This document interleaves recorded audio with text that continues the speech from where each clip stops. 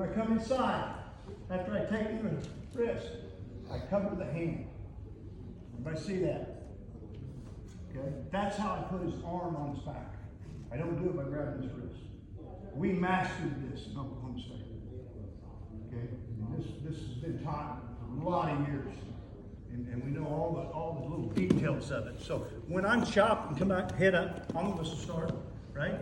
So when I'm chopping, as I get set up, okay, I want a presence from the back to go forward. Okay, so I'm not going to come and put weight on him and drop my head down. And I'm thinking I'm going to position myself to chop, to blow this guy forward. I'm dropping, ready to take this knee and running it right up to his tail. Boom! Okay? And as I do it, I don't mind if you go to your hip on a chop. Jordan Oliver, go back and watch some of his videos off of Whistle Start when he'd chop. He'd do a row chop, and it was beautiful. I mean, and he'd go to his hip. Now, I was always taught on top, never be on your hip, ever. You're going to get reversed. You're going to get taken to your back. But I watched this guy for 4 years, changed my mind. Okay, you can go to your hips, but it needs to be on the chop. We do want to try to avoid when we're wrestling. When we're on top, we do want to try to avoid to be on our hip. If you notice, when your kids get in scrambles, a lot of times it's going to be because they went to their hip. Guys, hip heights down. Okay. Now there's some guys that can wrestle. They can extend you. Guys that got half Nelsons and tight waists, and they can extend. Those guys, you can go to the head because they've controlled the body. They've got control of them. They can do anything. They can go to their hip. But in general, try to avoid moving on your hips. Keep the weight. I want to be up on top of it. Okay, so I'm here. Okay, and now when I roll, okay, I'm crashing. Now he rolls his head. Okay, I'm coming up. I'm replacing. Okay, coming to the butt, setting the butt down. I got an arm behind his back. Okay, now we can take the best of the best men in the world, or in college wrestling. Okay, and we can do this. Now, whether you turn them or not, that's different. But I've taken something away from him. I hit him off the whistle, and I've taken something away from him. Okay? If you're going to ride and you're going to turn, you've got to break him down and take something away from him. Okay? If he's any good, he's going to build back up, and you've got to break him down again. Okay? And if you're not willing to do that, you're never going to be able to turn. Okay? Turn the guys you need to turn. You know. And so, tight waist chop, simple stuff. Stay with it. Spiral ride, okay? Off the whistle. Spiral ride, I come here. I shift my position off the whistle. My hand's going straight across him at an angle here, okay? This is my favorite to teach because it's very effective and it shuts down the stand up.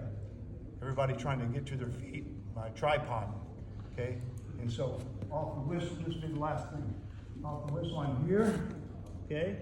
Now, from here, I'm taking this arm and I'm covering inside. And now I'm gluing myself. I've taken a bolt and I've bolted myself to him right here. I don't let my chest and my head and chest slide back. I stay bolted to him. I don't let it. And here I'm crashing. See, I'm crashing.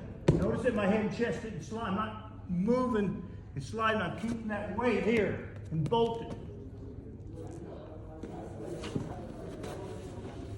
Once we get the hand, once we take the grip, run it forward. I'm taking my forearm, put it out in front of you. Put your arm out in front of you. This one. Okay? I'm taking that arm, I'm running this forearm right into his armpit, and I'm running his body over it till it come out. Loading out. Okay? Once we get here, don't get stupid. What's the purpose? What are you trying to do? Score. College wrestling, tough matches, building our riding time point. Okay? Which we're the only, should have been gone 30 years ago. Okay, still with us. Really? Riding time. You sit there and rode him 2 minutes and never turned. Oh, that's exciting. But for now, now don't take me wrong, okay? Listen, there's situations in wrestling that for you to win a match, you gotta be able to run. You gotta be able to get on the line. Even if they change it, take riding time away one day, or we wake up and going, for 30 years we've pushed to move these wrestlers to their feet. And how we do it? Well, we finally just added another point to the takedown. But then we got real bright and added another point to the near fall. Wow, I can't get over that. So anyway, you got to have those skills. I take you down with 25 seconds left in the period, third period. I went up 3-2 with the takedown. I got to ride. Okay, not hold. Okay, I'm not going to pin the guy. I'm not going to turn him. Okay, I'm not thinking, okay, I'm going to pick up another 2-point turn. That's not what I'm thinking. I'm thinking I got to get out of this match with 25 seconds left. I got to be aggressive with my breakdown. I got to take something from him. I don't want to spend that whole 25 seconds trying to hold on to the guy. I got to take something from him. What is that? Spiral ride to the wrist, controlling the wrist. Listen, it doesn't get better than that. Chop to a wrist. Okay?